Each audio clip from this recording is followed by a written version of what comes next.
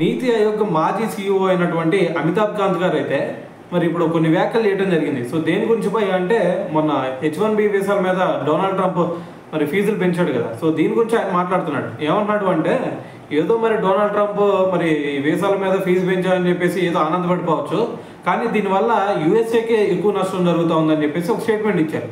ఎందుకు నష్టం జరిగింది భయ్య అంటే ఆయన చెప్తుంది ఒకటే. ఇప్పుడు ఒక విషయం అర్థం చేసుకోవాలి.